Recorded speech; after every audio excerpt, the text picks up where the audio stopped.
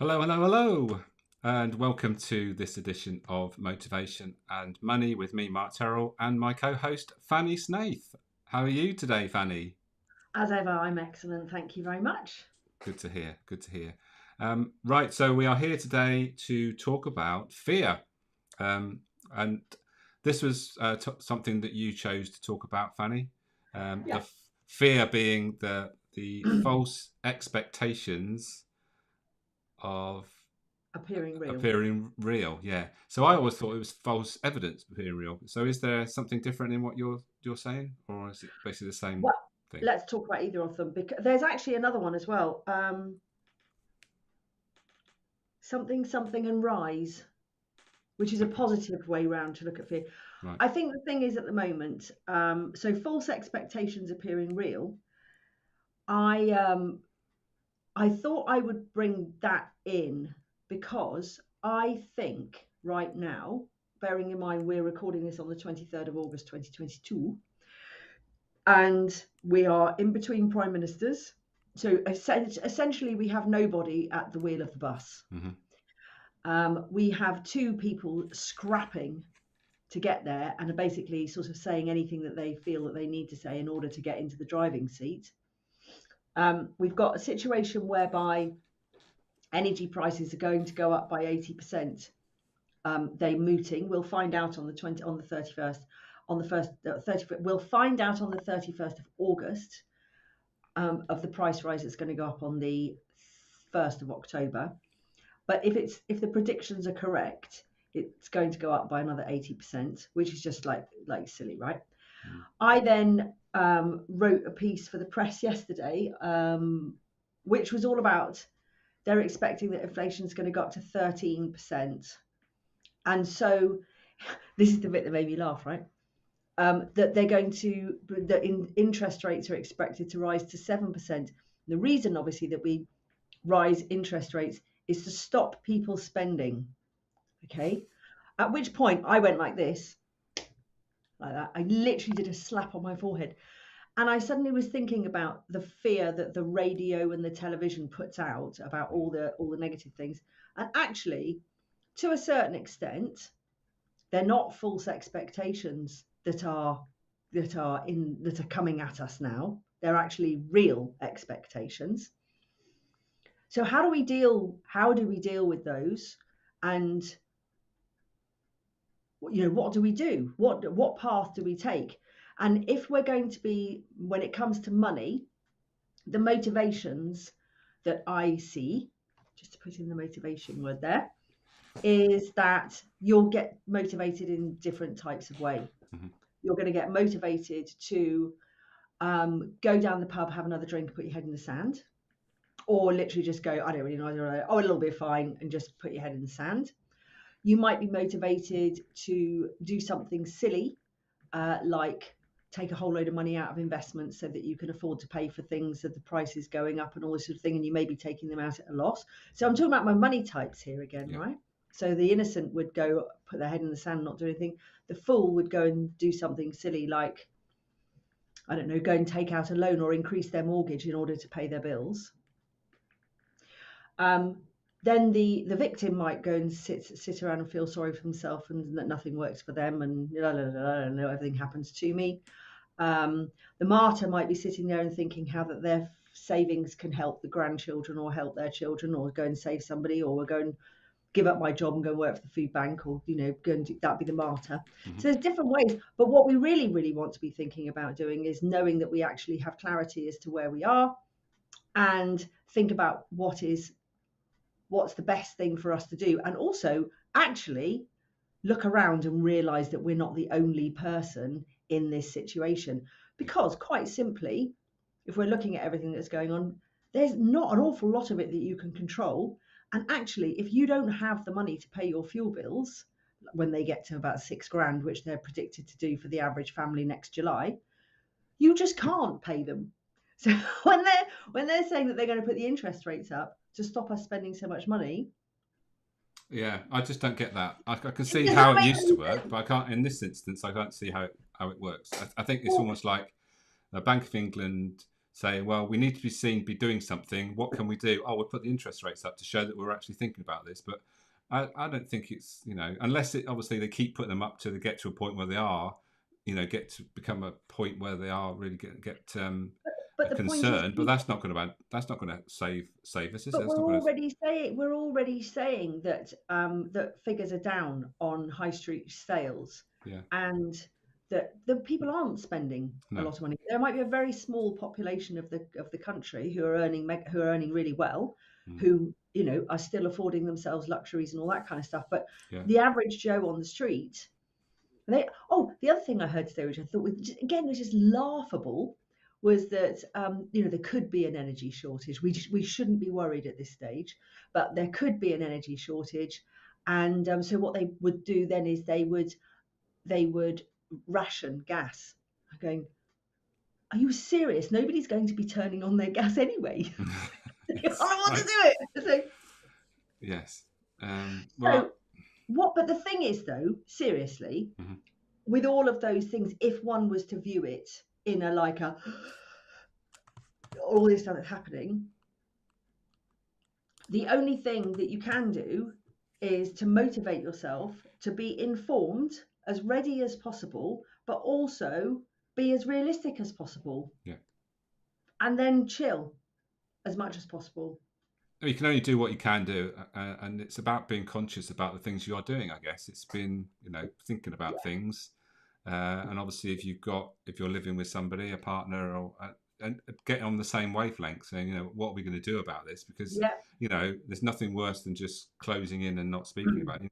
Just open up and talk about it, and get to a point where you're both on the same page. I think that's important. I think because there's no point in one person sort of taking one action and the other doing the opposite. Then that's obviously just going to cause more friction in the relationship. But again, it's going to be almost a little bit like COVID. I think is the fact that if you're in a situation, they reckon that 10 million families this winter are going to be in poverty, that cannot afford to pay their bills. Right? They just don't have the money to pay their bills. So you're in a big boat.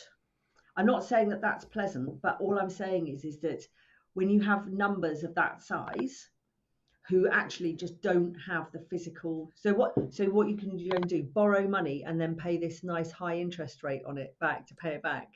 It just doesn't make sense, does it? So the thing to do is to there was always a very interesting, this is being a bit silly, but years ago when we first started going to Mallorca, or when my mum started going to Mallorca, Palma Airport was about the size of a doctor's surgery. I don't know if you've ever been there, but it's a massive marble plane. Huge. Yeah. And in the back of the plane, they have these things in the back of the plane, the safety cards. And it used to say on that, in case of emergency, inflate your dingy and be calmy. That's what it used to say. Inflate your dingy and be calmy. But, and that would be my best advice to everybody. Inflate your dingy and be calmy. Inflate your dingy. Dingy it was here, didn't it? Because there's an whatever H somewhere. Dingy is, yeah. Inflate your dingy and be calmy. But there is nothing that you can do. I can. Just to go back to the Palma Airport thing, it is massive, because I remember turning up once and it said it's 40 minutes to the gate. You think, what? 40 minutes? Yeah. and you never ever. Anyway, we're not here to talk about how far it is to walk to a gate in an airport, are we? So I mean, it's it's an interesting thing that I think you've got to be wary about what you're listening to in these scenarios, don't you? You've got to be careful that those doom mongers are they're just not starting to overwhelm you with just negativeness, because we've got to have an action plan. We've got to decide what we're going to do about this, and whatever situation you're in, you've got to do something that is sort of sensible, like you've basically described here. Do something that makes sense in your current circumstances. Some things, if you can't presumably if you can't pay your electricity bill, the worst thing you could do is just bury your head in the sand. Like I was listening to one of the bosses of one of the energy firms said the worst thing you do is not tell us that you're in trouble. If you get in touch with us, we would do everything we can to make sure that you work something out. So communicate. If you can't pay your bills, then don't ignore it. Yeah, well, there's this Don't Pay UK, isn't there, as well, that's going on, where they're Mm, basically saying that on the 31st or the 26th of August, there's going to be X number of million people cancelling their direct debits.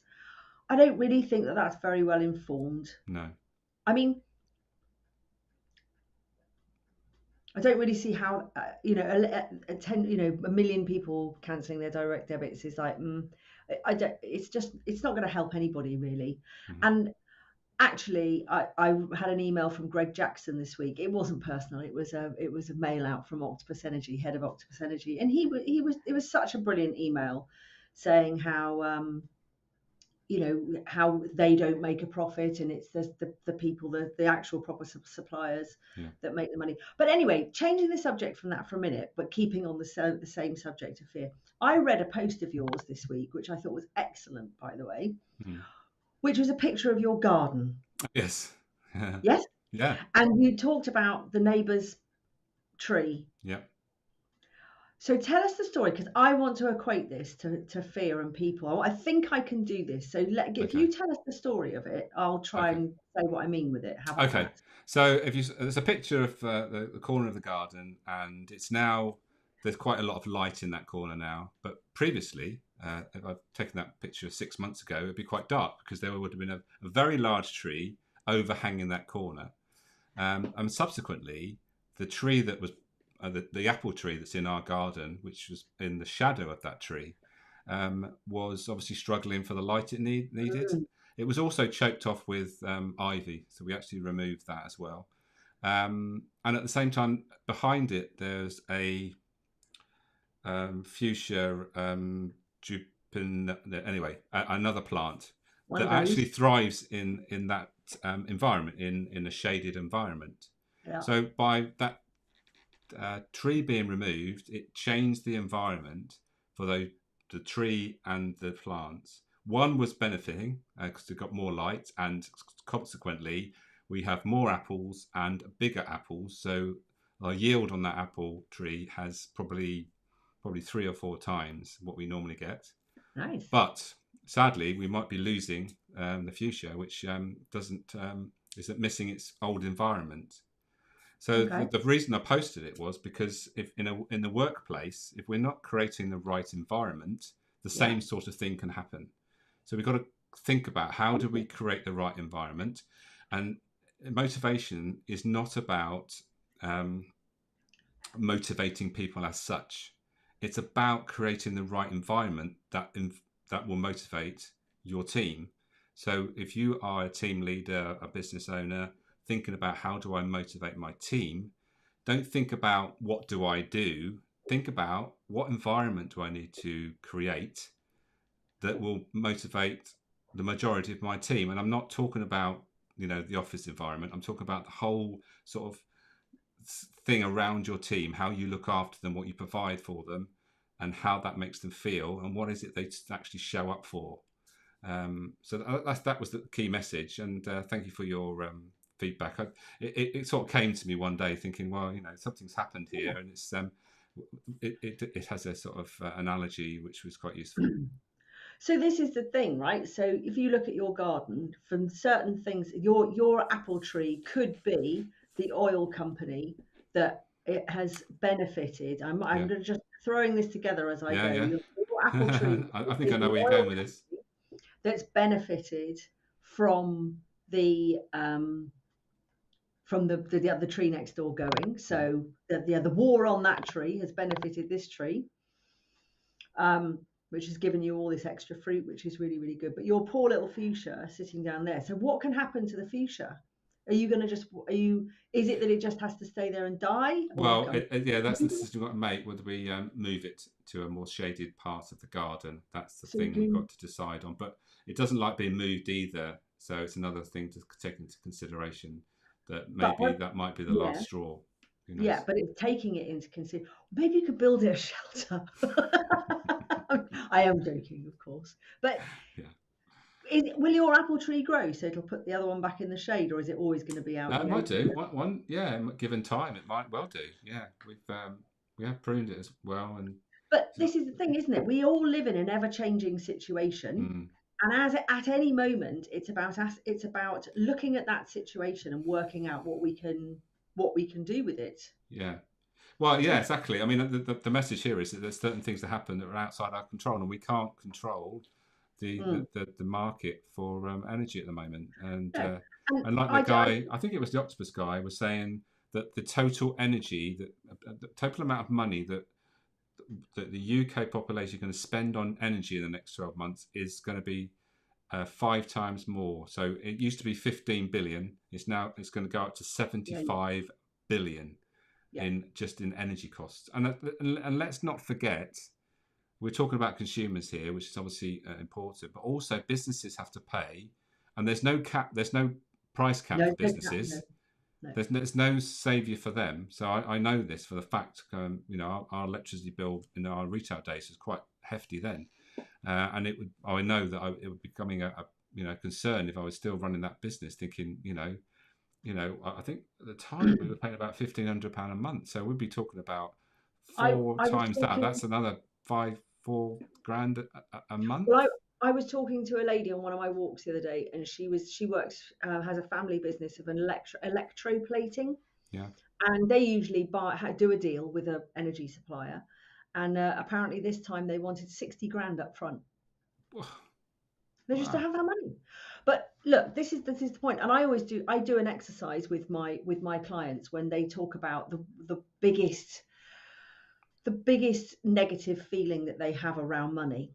Okay, Right. and that could, a really good one to do it with is overwhelm, right? Because we get overwhelmed with a situation. So there's all sorts of things going on underneath, but let's say it's overwhelm. And before we've talked about the 8 money types, or I put money in brackets, but 8 types that are also associated with money, and that we have all of them within us, and they're not who we are, they're where we are. And then I talk about going on an adventure. Say our life is an adventure. So I give you a tour bus to drive on, and the 8 types, archetypey type things, are the passengers on the bus. Mm-hmm. So I do an exercise with people, and I say, right, okay, so we're thinking about overwhelm. I'm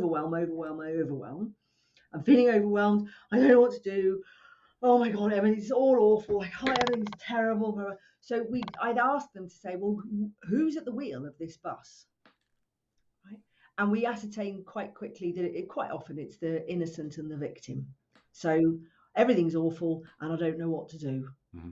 So imagine the scene. You're driving down this bumpy, dusty road. It's hot. It's got lots of potholes in it. And you're going pretty fast down this road. And at the wheel, you've got the innocent and the victim sitting there trying to drive this bus, going like this. Like, well, what are you going to, what happens next in the story? Let's just imagine we're creating a film. And we get to the point where they say, well, probably the best thing, first of all, is just to stop the bus. Just pull over. Because we've got to get those 2 out of the driving seat. But we don't really know what to do, first of all, because it's all a bit. So number 1 is stop and breathe. Let's just stop the bus so nothing else can go wrong, and we're not heading down a track where we don't know where we're going. We're not going to run out of petrol because we're just going round and round in circles. We just stop. So then we have another think about things where we're feeling overwhelmed and fearful, etc. And go, well, what now? And a lot of people might say, well, we need the warrior. We need the action coming in. Let's get the action, the warrior at the driving seat. We might go, well, maybe, but what if the warrior's going at it with all gusto and actually hasn't worked stuff out? If we were to bring the magician in, our magician, and we sit down and we coax the other 2 to the back of the bus, tell them there's a nice cool drink down the back of the bus or something, get the map out and actually sort of work out where we're going to, what's going on. Do we have a map? Do we know where we're going? Let's make a plan. Let's all decide what's going on, the mission. And then we can put maybe the warrior in the driving seat to take some action to at least get ourselves to the end of this dirt track where we know there's a highway at least, and we can then make a decision as to turn left or right. But this is these kind of exercises that we can use to just breathe. It doesn't mean to say it's going to have all the answers. And for a lot of people, consumer-wise, and also in business, bosses who are thinking, how the hell are we going to do this? We've already raised our prices by 35% so far this year. How are we going to do it again? How am I going to keep the staff on? How am I going to keep my family together, my work family together? going at it from that position is never going to help you, but it seems almost the most natural thing to do sometimes, and it does take quite a lot of courage and help to stop and chill. Yeah. And then work out a plan from there. And it may be that the plan it's not a pretty plan. Yeah, and I think this is a great point to think about. The importance of having someone that's a sounding board, a coach, a mentor that you can talk to that is is a little bit detached from your situation, who can really help you to get to a point where you're making sort of sensible decisions, that you're not doing knee-jerk reactions, which in most cases aren't going to help you. And having somebody like that is so important. I know both of us have, and if you haven't, just find someone that you can talk things over with, just to give you a little bit more sort of perspective on what do I do if that fear factor is just getting overwhelming, as you say. And turn off the news. Oh yeah, absolutely. Just turn it off, or I've just subscribed to The Guardian online. So I subscribe to 2 online papers now, obviously because it's useful for me, but I have iNews, which I quite like, and because they do a good money bit, and The Guardian. Yeah. And it's great. I take a look at it. They've got not fun stories as well as it's not all doom and gloom. You can choose what you want to dig into because you just have thumbnail of articles, and I can turn that crap off that's spewing itself out of the little brown box on the windowsill in the kitchen. I think it's actually really important. I don't know how I think it's really interesting. How do these newsreaders stay positive? No, exactly. Yeah. I mean, my experience. Journalists they do a job, but we know that they can only do to a point where they find people, they interview them, and then they sort of report back. This is what I found out from this person.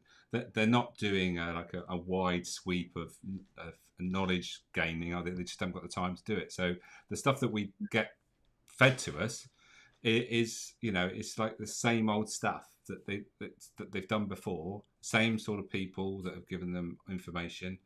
And so we need to be aware of that. And there is, I've read recently that the Gen Z, for want of a better expression, tend to get their news from social media as opposed to going to the news channels or wherever.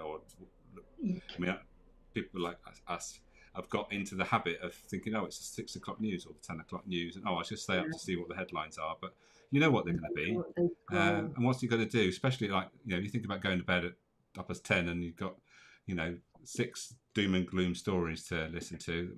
Is that actually going to help you? Is it going to help you sleep, firstly, and the knock-on effects of that? So I think well-being, looking after yourself, avoiding unnecessary information that really isn't going to help you, and get the information that's actually balanced. And you talk a lot about good news stories. Is there a site you go to? What's that site that you mentioned quite a lot? Positive News. So go to Positive News and find something that positive will be uplifting. Or listen to something like, I tell you something else I like listening to is Russell Brand. He has some really good, and you can't help but laugh. No. He is funny. They were talking about the new thing from Amazon where you can pay with your palm. Right. So you put your hand over the thing, over the payment thing. The payment in the store? Thing. Yeah. Okay. Is this these Amazon stores where you walk in and just walk out without, it appears not paying, but actually it's just automatically done? Just put it like this, Mark. It's coming. Yeah.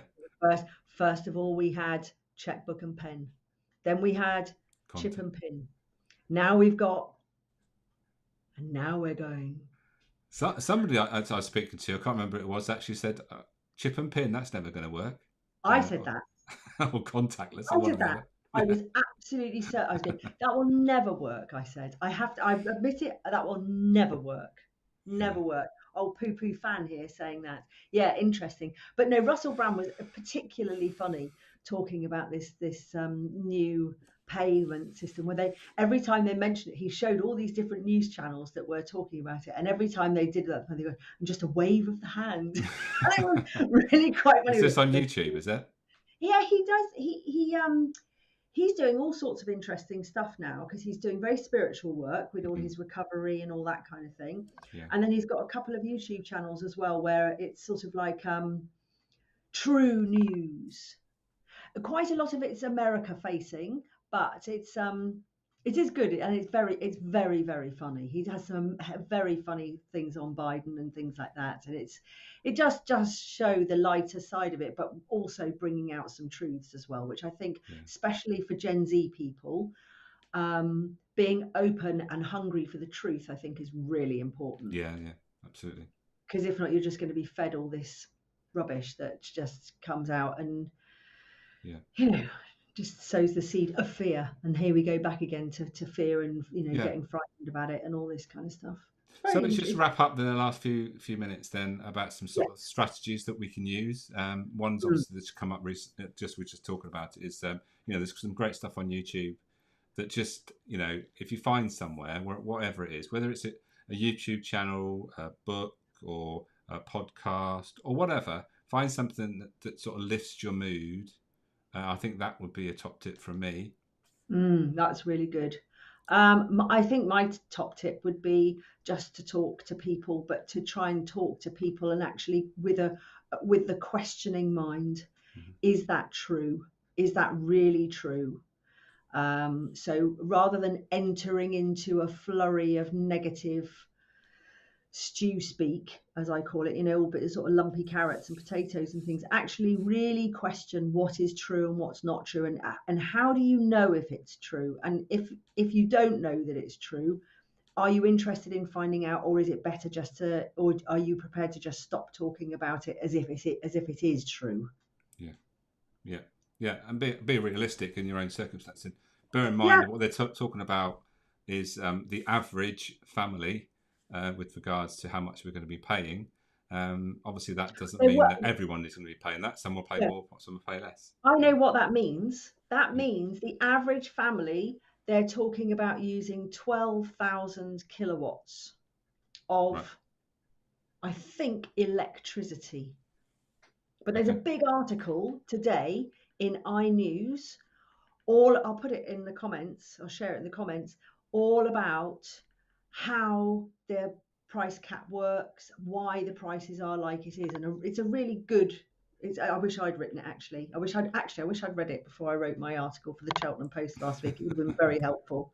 But it's all about sort of understanding why we are why we are where we are. Right. Yeah. Look forward to reading that. That'd be good. Okay. So anything to leave our listeners to ponder? If you are feeling fear and you feeling a squeeze on your finances like you haven't before, and you think that it's really time to do something about it, reach out to somebody. You can reach out to me, total plug there, because if you still have wriggle room, like if you know that if you are managing your money better, things will probably be okay, but you just can't seem to start managing it like you should, then give me a call, because I can really help with that, or get help from somebody. But I do a rather good job at it, if I may say so. Absolutely, yeah. And you'll get Fanny's. I found the end of show reel. You'll be glad to know. If you watched last time, I couldn't find it, but we found that. So at the end of the show, we'll put up our websites. Yes, reach out to us if there's anything we can help you with. With regards to motivation is our reason to act. So when we're thinking about doing something, ask yourself, why are we doing this?